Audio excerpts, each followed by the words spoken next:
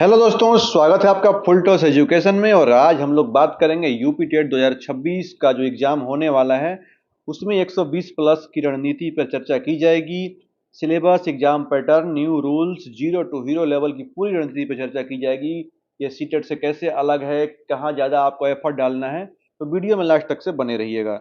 सबसे पहले हम लोग देखेंगे कि यूपी टेट सीटेट से कैसे अलग है, कैसे क्वेश्चन पूछे जाते हैं, तो आप देखते चलिएगा।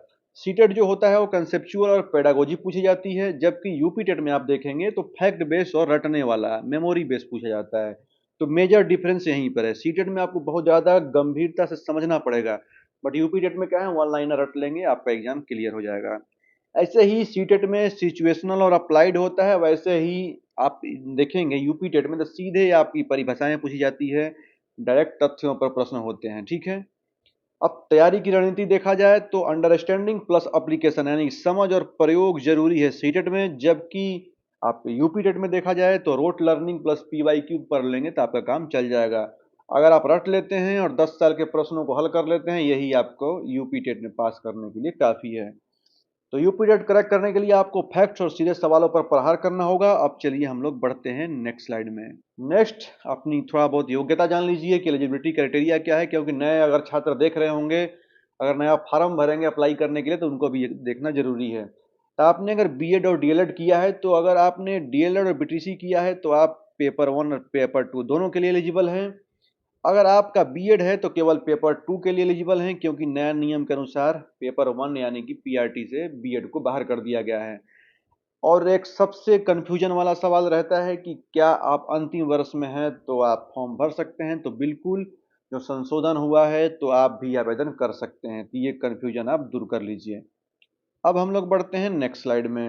नेक्स्ट हम लोग पेपर 1 और पेपर 2 का प्रारूप समझेंगे, क्या डिफरेंस है। तो देखिए, पेपर 1 जो होता है वो कक्षा 1 से 5 तक का होता है, और पेपर 2 जो है वो 6 से 8 के लिए होता है। ठीक है। अब पेपर 1 जो है वो प्राइमरी टीचर के लिए और पेपर 2 में अपर प्राइमरी टीचर के लिए। अब देखिए, पेपर 1 में सिलेबस जो है पहला सीडीपी पूछा जाता है, फिर हिंदी, उसके बाद फिर इंग्लिश जो लैंग्वेज है, इसमें आप इंग्लिश, संस्कृत, उर्दू जो भी आपको चूज करना है कर सकते हैं। फिर मैथ और ईवीएस, ये सब के सब 30 नंबर के होते हैं, यानी कि कुल मिला के आपको 150 नंबर का मार्क्स का रहेगा और 150 मिनट भी आपको मिलेंगे। ऐसे ही 6 से 8 में देखें तो सीडीपी पूछी जाती है 30 नंबर की, हिंदी भी 30 नंबर की, और सिलेक्टेड जो आपका लैंग्वेज रहेगा ये भी 30 नंबर का। और जो ये आपको अगर मैथ साइंस बैकग्राउंड का रहेंगे तो 60 नंबर का मैथ साइंस का पूछा जाएगा, सोशल साइंस का रहेंगे तो 60 नंबर का सोशल साइंस का पूछा जाएगा। मतलब कुल मिला के 150 नंबर इसके भी पूछे जाएंगे, 150 मिनट आपको इसमें भी मिलेंगे। तो दोनों पेपर में निगेटिव मार्किंग नहीं है, जी भर के तुक्के लगाइए। अगर आपका तुक्का सही होता है तो काफ़ी फायदा मिलेगा, आप एग्जाम ऐसे ही क्लियर करेंगे। ठीक है, बाकी तुक्के के भरोसे नहीं रहना है, पढ़ाई पर भी विशेष ध्यान देना है। अब हम लोग बढ़ते हैं नेक्स्ट स्लाइड में। नेक्स्ट 150 अंकों का चक्रव्यूह कहाँ पर फोकस करना है, तो देखिए ध्यान से समझते जाइएगा। सीडीपी जो आती है वो 30 नंबर की आती है, मैथ जो है वो 30 नंबर का है, वैसे ही लैंग्वेज 1 जो हिंदी है वो 30 नंबर का है। और जो आप चूज करेंगे, मान लीजिए कुछ लोग हिंदी का संस्कृत सेलेक्ट करते हैं, कुछ लोग अंग्रेजी, तो ये 30 नंबर का पूछा जाता है, और पर्यावरण से 30 नंबर। तो सभी के वेटेज तो समान है, लेकिन आपको लाना क्या है, तो 120 प्लस नंबर लाना है। तो आपको फोकस करना है खासकर सीडीपी पे, क्योंकि सीडीपी में अगर 25 प्लस नंबर ला देते हैं तो हिंदी में, देखिए हिंदी का क्वेश्चन बहुत ज़्यादा टफ नहीं रहता, हिंदी इजी आती है। आप अगर एवरेज भी रहेंगे तो 20 प्लस कर लेंगे। ठीक है। तो अगर देखिए, अगर मैथ थोड़ा बहुत भी पढ़े हैं तो इसमें 15 से 20 तो ऐसे कर लेंगे, और अच्छे विद्यार्थी होंगे तो 30 में 30 भी कर सकते हैं। ठीक है। तो आपको हिंदी और सीडीपी आपका नंबर गेन करेगा। ये तो अगर मैथ बैकग्राउंड के हैं तो ऐसे ही आपका सही होगा मैथ। बाकी संस्कृत और अंग्रेजी इसमें थोड़ा सा अगर पढ़ लेते हैं तो आपका नंबर गेन हो जाएगा।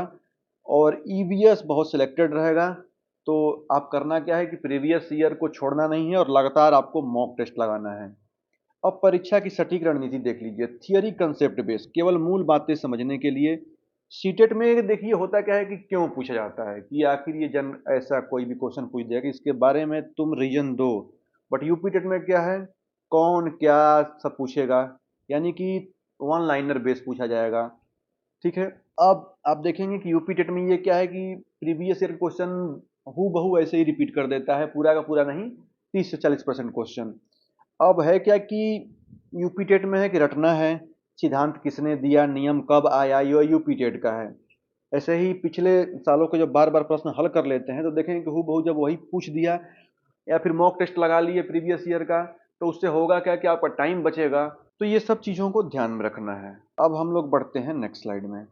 नेक्स्ट हम सब्जेक्ट वाइज स्ट्रेटजी समझेंगे। तो मनोवैज्ञानिक सिद्धांत, सीडीपी में सबसे पहले हम देखेंगे सिद्धांतों का परिभाषा, कथन को सीधे याद करना। ये बात ध्यान रखिएगा, वन लाइनर अधिकतर आप इसको रट के चले जाइए, इससे आपका काम बन जाएगा। ऐसे ही हिंदी में व्याकरण, फिर ऑथर, लिटरेचर, ये सबसे ज़्यादा जोर दिया जाता है। संस्कृत में शब्द रूप, धातु रूप, और ऐसे ही अंग्रेजी में पार्ट ऑफ स्पीच और वोकैबुलरी गेम चेंजर है। अगर आपका इंग्लिश है तो पार्ट ऑफ स्पीच पर अच्छे से कमांड कर लेंगे और वोकैबुलरी अच्छे से पढ़ लेंगे, जो प्रीवियस ईयर का भी है उससे भी काम बन जाएगा आपका। और न्यू जो ट्रेंड में आते हैं वोकैबुलरी सेक्शन, आप पेपर से लेके जो एसएससी में पूछे जाते हैं उसको भी देख लेंगे, तो उससे आपका काम बन जाने वाला है। मैथ में बेसिक फार्मूला और डायरेक्ट कैलकुलेशन वाले सवाल, एडवांस मैथ से बिल्कुल नहीं डरना है। बेसिक अगर अच्छे से रहेगी तो आराम से कर लेंगे, कोई दिक्कत नहीं होने वाली है। तो सबसे पहले आपको ध्यान देना है सीडीपी पे, जितने भी सिद्धांत हैं वन लाइनर टाइप का, उसको पूरा पढ़ जाना है। उनकी परिभाषाएं, उसके कथन सीधे स्टेटमेंट बेस होता है, उसको याद कर लीजिए, ठीक है। अब सबसे बड़ा हथियार प्रीवियस ईयर एनालिसिस, जो मैंने बार बार आपको बोल रहा हूँ पीवाईक्यू के बारे में। तो पिछले 5 साल के जो पेपर हैं उसको अगर पढ़ लेते हैं तो यही यूपी टेट की रीढ़ की हड्डी है। देखिए यहाँ पे लिखा है 30 से 40% प्रश्न जो उनके कंसेप्ट सीधे रिपीट होते हैं। तो महत्वपूर्ण टॉपिक की पहचान केवल पीवाईक्यू विश्लेषण से ही संभव है। तो आपको करना क्या है, 5 साल, मिनिमम 5 साल तो आप पीवाईक्यू पढ़ के ही जाएंगे। तो फुल टॉस एजुकेशन चैनल पर हम आपको विषयवार पीवाईक्यू का पूरा निचोड़ देंगे। आपको कोई भी जानकारी चाहिए तो आप कमेंट बॉक्स में बताइए, यहाँ पे सब कुछ मुहैया कराई जाएगी। बाकी 2026-27 के लिए आपको टाइमलाइन देख लेना है। तो अभी से शुरू करें, आधिकारिक सिलेबस को समझ लीजिए, पहले सिलेबस अच्छे से देख लिए हैं। आप बोलेंगे तो मैं पीडीएफ आपको टेलीग्राम चैनल पे दे दूंगा। उसके बाद अगर नए विद्यार्थी हैं तो अभी से लग जाइए, क्योंकि इसके बाद फिर से आएगा नोटिफिकेशन, ठीक है। और 5 साल के आपको पढ़ना ही पढ़ना है पीवाईक्यू, ध्यान रखेंगे। और परीक्षा से 15 दिन पहले mock test, full mock test दे के आपको जाना है, ठीक है। तो मॉक टेस्ट ही आपको नैया पार लगाएगी। तो सिलेबस का प्रिंट आउट ले लीजिए सबसे पहले, क्योंकि सिलेबस आपके दिमाग में छपा हुआ होना चाहिए। उसके बाद सर्वश्रेष्ठ किताब और नोट्स की थियोरी, अपना नोट्स बनाइए तो ज़्यादा बेटर है। रटने वाले जो प्रश्न होते हैं उनका जो ऐसे शॉर्ट नोट्स बना लेंगे, बार बार देखेंगे रोज तो याद हो जाएगा। और पीवाईक्यू अगर आप रोज सॉल्व करेंगे तो उससे आपका टाइम मैनेजमेंट भी समझ में आएगा। फुल मॉक टेस्ट देंगे तो बाकी 120 प्लस इजीली आ जाएगा, अगर इतना भी आप करके चले जाते हैं तो। बाकी कैसा लगा वीडियो जरूर बताइएगा। और भी कोई जानकारी चाहिए तो आप कमेंट बॉक्स में जरूर भी आप बताएं निफिक्र होके। बाकी 120 प्लस का फार्मूला आप सामने देख ही रहे हैं, इसका मैं पीडीएफ टेलीग्राम पे डाल देता हूं। तो मिलते हैं नेक्स्ट वीडियो में, धन्यवाद।